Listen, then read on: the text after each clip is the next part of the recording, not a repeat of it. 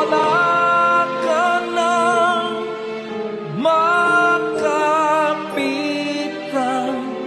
Kapit ka sa akin, kapit ka sa akin, hindi kita bibitawan.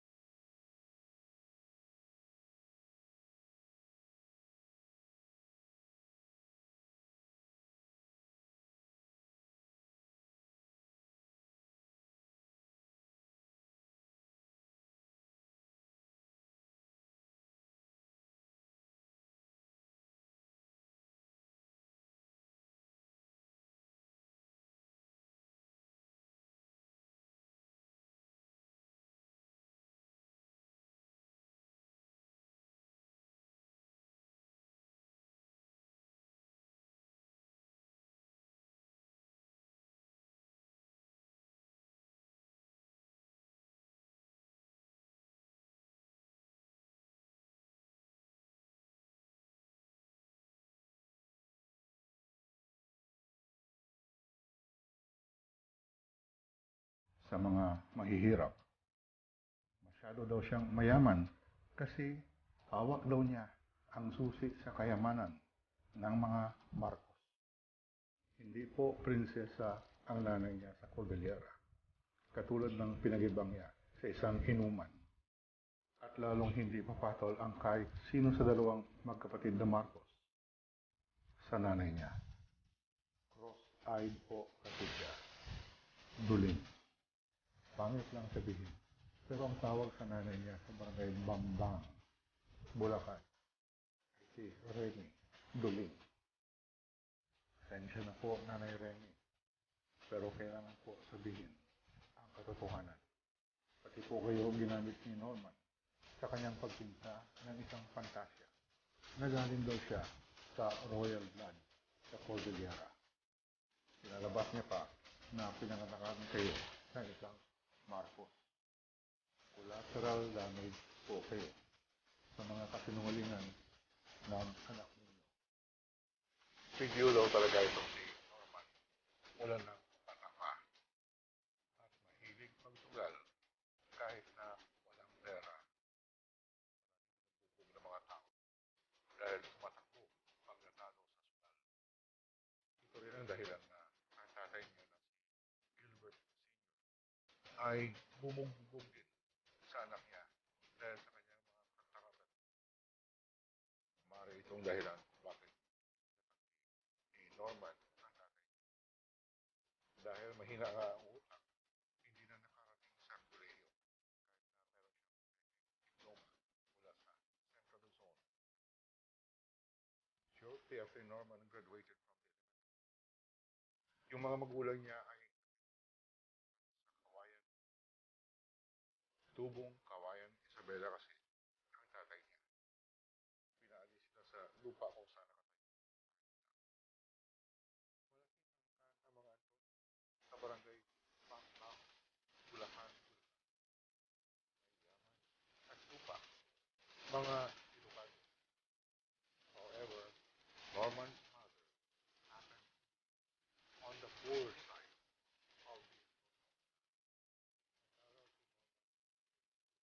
upang maging Panadero o baker. Tulad sa sinabi ko niya, hindi siya nag-graduate sa Massachusetts. Bobo kasi hindi nga marunong mag-spell. Ayun sa mga nakakilala sa kanya. Hirap na yan. Sulat mo ano. In fairness to Norman, magaling siya bilang isang panadero.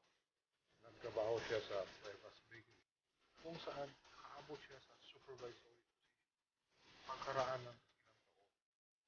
Norman Mangusin, trained of nabuo na hindi siya yayaman kung dito na siya magtatrabaho.